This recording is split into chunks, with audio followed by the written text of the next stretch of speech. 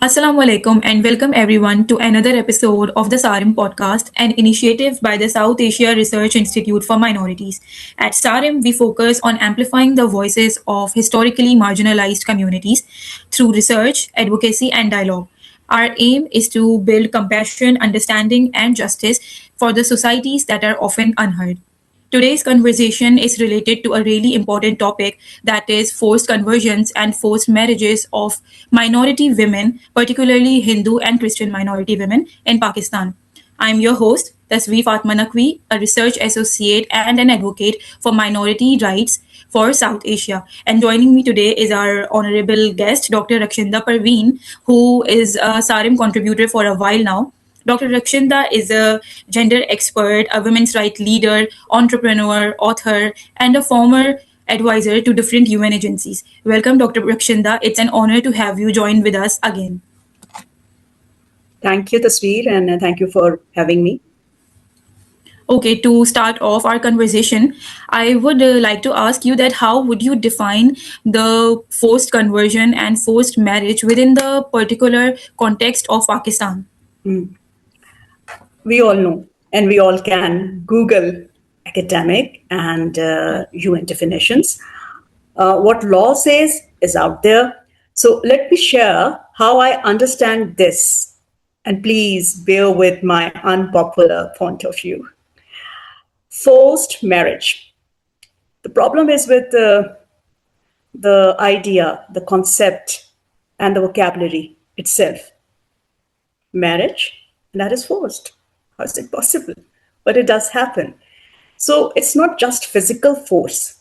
It includes any marriage shaped by patriarchal interpretations of religion and faith and or culture and traditions, where a woman's choice is really about survival, not free will.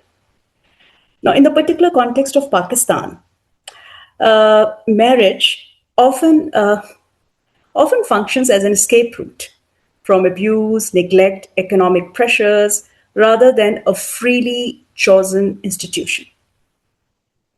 Now, my most unpopular point of view, only court marriages perhaps come closest to genuine, because people can say, what is genuine then? Consent, razamandi, iqrar. And here is something we rarely say openly. Even elite men in our part, South Asia, and in all regions of Pakistan, have entered marriages under intense family, khandan ka pressure, family pressure, that would meet many indicators of a forced situation. But their class position allowed them to exit quietly, gracefully, without stigma. Now, that option has never existed or rarely existed for women. So, force and consent are not neutral categories. They are judgments shaped entirely by power, abusive power.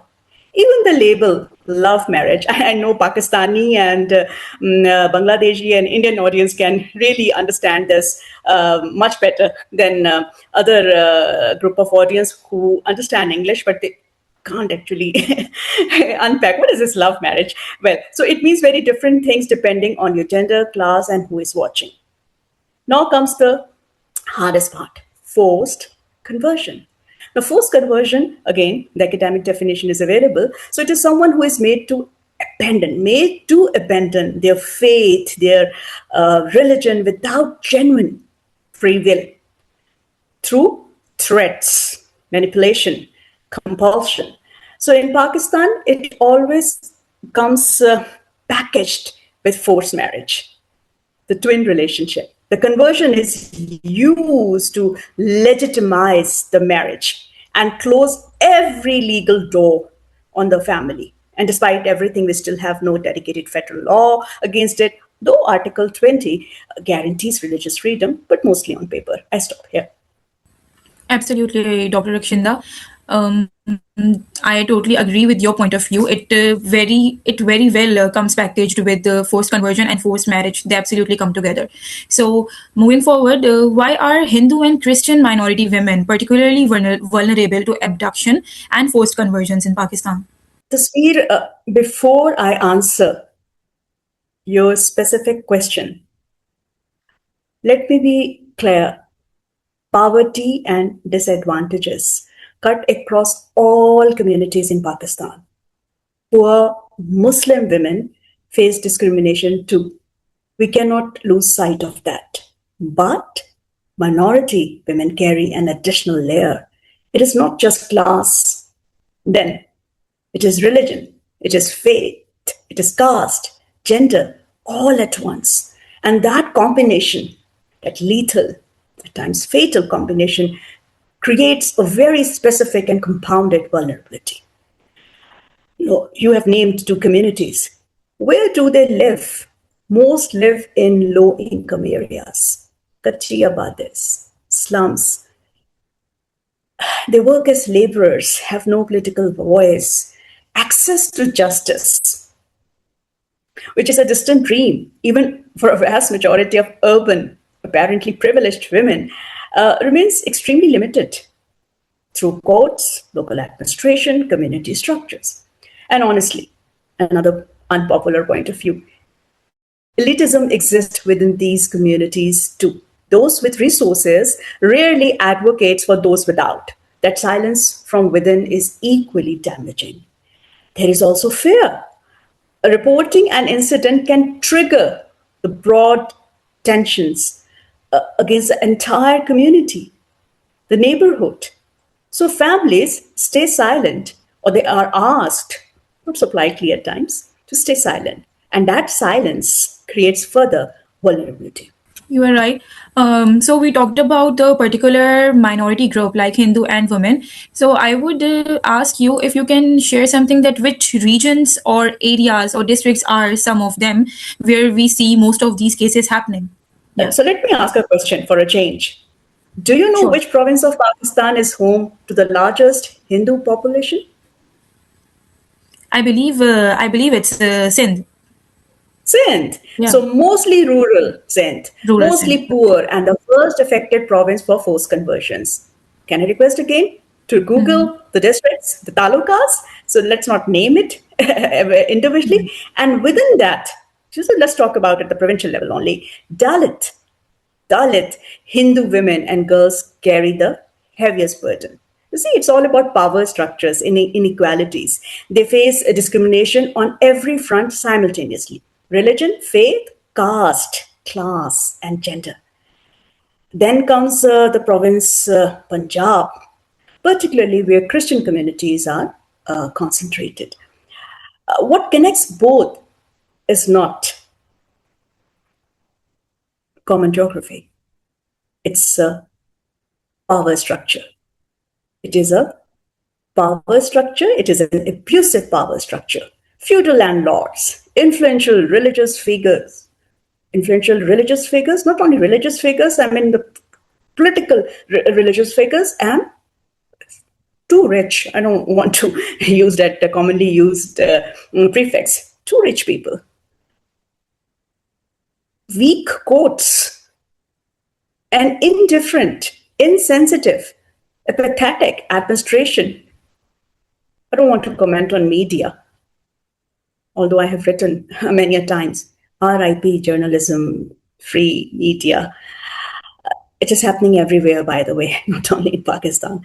So this combination, must never be forgotten. Credible human rights documentation is clear, and this is not sporadic.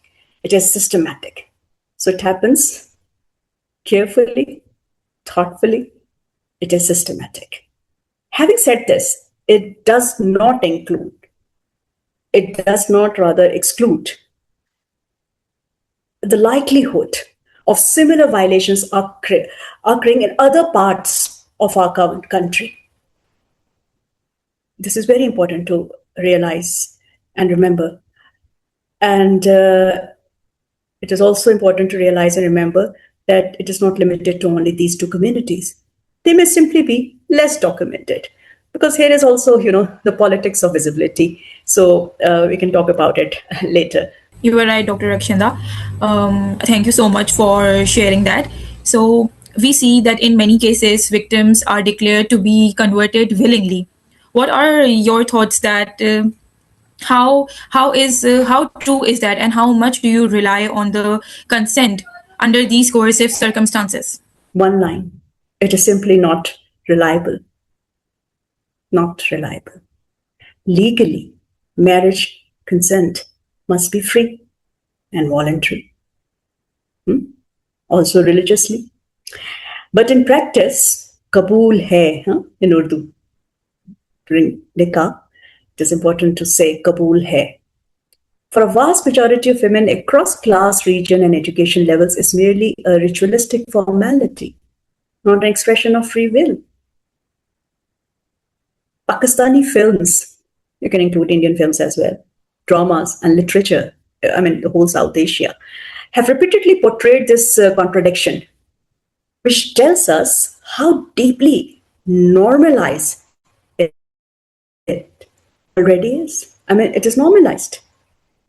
So I'm not talking about a forced conversion here. I'm just talking about a normal marriage, So now coming to the issue of forced conversion combined with forced marriage. So when a girl has been abducted, it is also very important. The girl, who is underage usually underage, has been abducted, held somewhere unfamiliar, and then produced before a court, before a magistrate or cleric. So that is not a condition in which genuine consent can exist.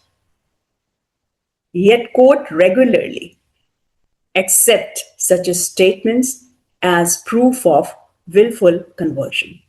I would be happy to be proven wrong. Okay, but this is what I have seen, I have observed, or it is my interpretation after years of work, rather decades of work. Now, there are documented cases where girls initially stated that they converted willingly, but later, once safely back with their families, or some NGO intervened, or they were taken to a safe space, or now the media is also vibrant, in some instances, and especially if they're working closely with a credible NGO or any activist network. So then they say that they were forced throughout. So again, I will go back to that structural bias and discrimination. When women's choices are structurally shaped by fear, economic dependence, or family pressure, consent becomes a performance. Then a reality. Consent, razamandi, ikrar, under captivity, social or physical. It is not consent, ikrar, razamandi. It is compulsion. It is violation of human rights. It is violation of basic human dignity. Thank you so much, Dr. Rakshinda, for sharing that, even though I understand it was difficult for you to answer. So, moving forward, I would like to ask you that what gaps do currently exist between Pakistani laws and the actual implementation regarding forced conversions and early marriages? A simple, plain, quick answer is that a lot of gaps exist. Honestly, this question merits a separate podcast. I'm not asking you to invite me again, but it merits a separate podcast, ideally with lawyers present, lawyers who have worked with such victims and survivors. But briefly, since we are in a session here, we all know that there is no federal anti-forced conversion law. Since I think passed one somewhere in 2016, withdrawn within days under religious pressure. The minimum marriage age for girls remains 16. Then I think, but now we have an anti-child marriage law in all regions except for Khyber Pakhtunkhwa. So let's not go into the details. What is the minimum age of marriage then? 18 for both boys and girls. But that doesn't mean that you can be forced then. I mean, you can get legally married. So this is a multifaceted issue. You see, so we were talking about forced conversion combined with forced marriage. So the bypassing is very commonly seen practice. So that shifts the case into religious jurisdiction. So that's why I was asking that please bring in the lawyers, experienced lawyers here. So because each word matters, the interpretation matters. So FIR, for instance, you take the case of FIRs. They are routinely refused to begin with. I mean, FIRs are routinely refused. No witness, no protection exists. And we all know that after the 18th Amendment, all 5 regions of Pakistan operate under different legal frameworks with uneven implementation. So coming back to the specific wording of your questions, the key word is gap. So what is the real gap? The real gap is upstream. Upstream. Meaning law chases individual cases of coercion, force, pressure, while the entire structure of how we marry women off in this country goes completely unquestioned. And beyond all of this, nobody is asking this obvious question. If women's consent is structurally compromised before they even reach the nikah, what exactly are we protecting? So let's just move forward towards our last questions, that what particular steps should we as civil society and state and the international organizations take to prevent forced conversions and protect minority rights? You see, look at the context, try to find out homegrown solutions that are realistic, socially acceptable, that are doable, and that are visibly seen. I mean, we have enough frameworks, and Pakistan is signatory to so many conventions and frameworks that guarantee protection of minority rights, human rights, women rights, girl child rights, everything, sexual and reproductive health rights. So I'm not interested in easy fixes or symptomatic relief. The question is, what needs to be done? The list exists. And the question is, who is actually, and this is the question that actually hurts me every morning, that who is actually ready to address the root causes? Who is ready to go beyond symptomatic relief? Because you see, anybody can Google the reports, or if you do not like Google, ask your what you say AI tools, your chat GPT. I'm not advertising them, but you see, and you can get all the recommendations in less than a second, I think. So there are laws, there are frameworks and waiting periods and judicial trainings and witness protection. So the list is not the problem. That these are the recommendations for the civil society, this is the recommendation for the government, this is the recommendation for the lawmakers, this is the recommendation for this and that, the public department, and yes, youth should do this, and women rights groups should do that, and the media should be doing this. We all know. Anybody can Google. Again, I am saying anybody can take the advice of their AI tool. So I repeat, the problem is nobody. I may be, giving a sweeping statement that nobody is ready to address the root causes. As in Urdu, there's a line, "Isme lagti hai mehnat zyada." Nobody is ready to do the hard work. And the root cause is that marriage itself, as practiced in Pakistan, is not a freely chosen institution for most of the women, for most women. And until we are ready to have that conversation honestly, everything else is symptomatic relief. And we are actually happy with symptomatic relief. And women, particularly minority women and girls, have been surviving on symptomatic relief for far too long. The question is, should this continue? You are right, Dr. Rakshinda, and I absolutely agree with you. It should obviously not continue, and this is again the hard part to focus on for the concerned authorities.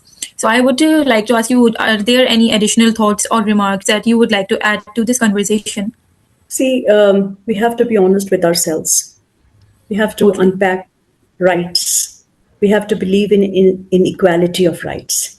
Okay, and we have to demonstrate it through our actions. Through our actions. not through, symbolism, not through speeches, not through podcasts? And are we really serious about it? So this reflection is very important, and this needs to be done. And again, we can only remain hopeful and request those who are in charge of such matters to pay more attention with empathy, with better and deeper understanding. And this should not continue. This should not continue. And silence is not the answer.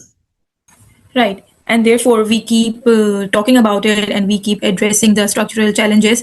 So, this has been an enlightening and a meaningful conversation. Thank you so much for joining us, for your time, and for your long commitment to gender rights and women empowerment. I will thank our viewers and listeners for joining us today. So, signing off until next time, this is Tasveer Fatima from South Asia Research Institute for Minorities. You can join us and watch our podcast episodes on sarimwatch.original. Until next time. Thank you, Dr. Rakshinda, for joining. Okay, thank you, Tasveer. Thank you. Thank you so much.